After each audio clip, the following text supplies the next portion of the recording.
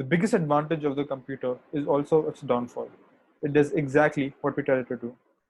Hello everyone, I'm Balpreet. And I'm Arjun. Welcome to the very first video of Q Programmer. Today we'll be talking about how to think like a programmer. Programmers are problem solvers. What kind of problems, you may ask? From adding a bunch of numbers to creating artificial intelligence, there is a wide variety. These objectives are completed using programming. Creating solutions to these problems requires logical intuition, which you will develop with experience. And practicing is the best way to gain experience and develop instinct.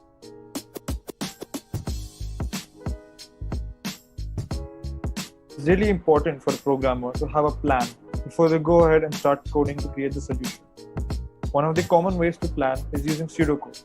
Pseudocode are the basic steps that you want your computer to follow, which you will replicate when you program. They aren't actual code, but it's written in your own words, and it's for your reference while you program. A tutorial regarding pseudocodes is out on the website, so do check it out, links in the description. Another way to plan your code is through flowcharts or mind maps. Flowcharts has certain symbols to describe the flow of your code, and they're a really good way to visualize what part of your program is where and how to go about coding it. It creates an outline for the flow of logic. But before you're able to plan something, you must have a basic idea of the solution in your head. You must think step by step and line by line while trying to develop the solution. Let me give you an example how you can think like that without realizing it. Let's say you're trying to sort clothes into different piles. If you see a shirt, you'll put it in the left pile, and if you see pants, you'll put it in the right pile. You think like this unconsciously while doing it.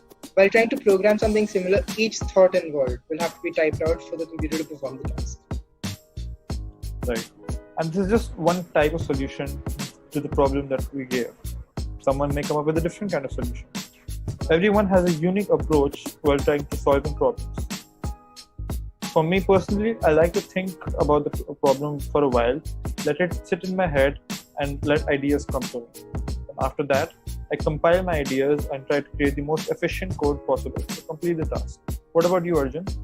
I personally like to just collect all my thoughts about the question and spend some time to visualize the solution. I would then create an intuition which will help me figure out the solution and write down what I have reflected in my mind once I have actually created that intuition in my head. And then I go ahead and solve the question. This is usually very fascinating. Everyone has a unique way they like to approach a problem. And once you start practicing and solving problems, you'll come up with your own way. Problem solving isn't something which can be taught. It is something which one has to learn by solving problems on their own and practicing them. Yeah. After creating a solution, after creating a program, there's 100% chance of errors being there. And fixing these errors, which are also known as bugs, is an essential part of programming. This process is called debugging. So debugging is almost as essential as writing your actual code.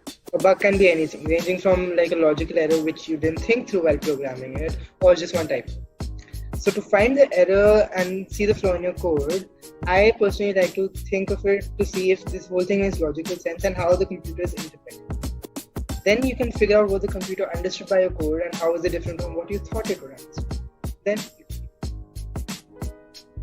Another way to do this is to run your code line by line, try to figure out where the error lies.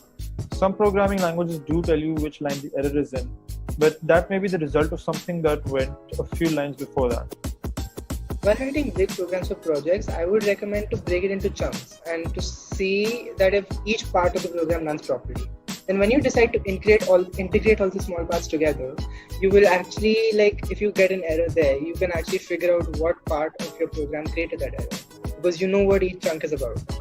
Then instead of actually having to check the whole code to see where the error is, you can just check that very small chunk. Yeah, and see, this kind of intuition, these different methods, it again comes from practice, like everything else in programming. Okay guys, thank you for watching this video. Don't forget to like, share and subscribe to the channel for more programming and tech related content. Also check out our website, the link is in the description below, and leave a comment below. Your feedback is much appreciated. Thank you. Your support means a lot to us. Bye. Thank you.